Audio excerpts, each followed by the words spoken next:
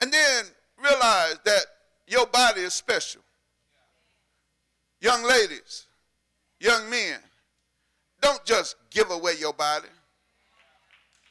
Don't just give it away. Save your body for the person that God intends for you to live the rest of your life with. See, we're living in a day today where we no longer teach, amen, our children to remain abstinent. We telling them, well, if you're going to have sex, just get a contraceptive. No, that's not God's way. See, because I'm going to tell you, contraceptives are not always a sure thing to keep you from getting STDs and babies. The only sure way to keep you from getting STDs and babies is, y'all know how. Go on, help me. What, say it again? What was it? Say it again. Abstinence, that's right. Yeah, abstinence means that you abstain from having sexual involvement until you reach adulthood. Now, wait a minute, let me back that up. Back on up, Pastor.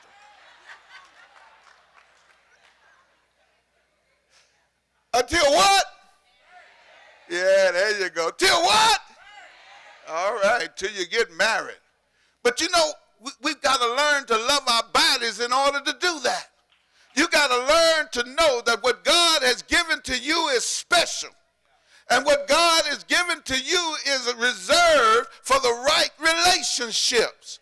And when you realize that God has given it to you and your body is special, it belongs to the person that God intended to have it, and it ought not be given away freely. You ought to hold on. Take care of your body. And then not only that, you ought to attach a high value to your mind.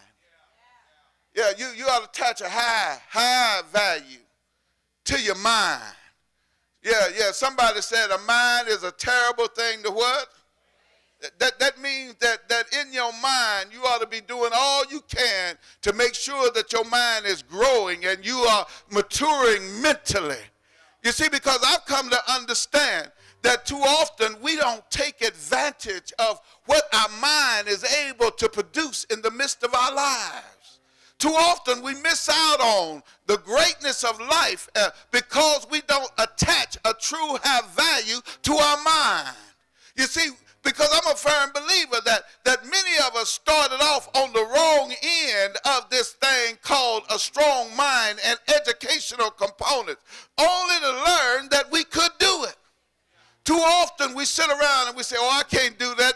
I'm not smart enough to do that. Let me tell you, baby, ain't no such thing as that you cannot do it when it comes to producing your mind and growing your mind. Yeah, you may not learn as fast as me or the next person, but that means that you just got to work a little harder in order to get it. But I'm going to tell you, when you put your mind to accomplish something, you can accomplish it. There is nothing you cannot learn when you put your mind to really learn it and pursue it. Oh, y'all ain't going to help me in here today. I know I'm talking to somebody, maybe somebody back there. Can I hear y'all back there say, go, Pastor, go? Amen. Amen. Your mind. Yeah, make sure you got your mind right. Get the education that you need. Make sure that you study to show yourself approved unto God, a workman that needed not be ashamed, rightly dividing the word of truth. Make sure you got your mind right. And when you got your mind right, you can attach a high value to it. Yeah, you ought to attach a high value to what you put in your mind. Don't put a lot of junk in your mind. Don't put a lot of stuff in your mind, a lot of stuff that mess you up. A whole lot of us constantly put negative stuff in our minds, and it's messing us up. It's messing us up as a people. We're on the low level of education among all peoples. Our marriages are breaking up quicker than all other marriages among all other people.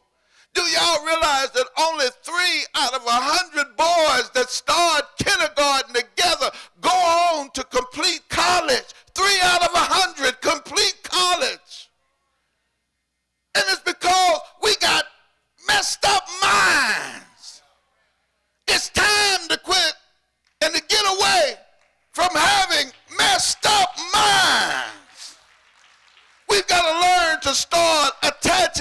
high value to our bodies as well as to our minds.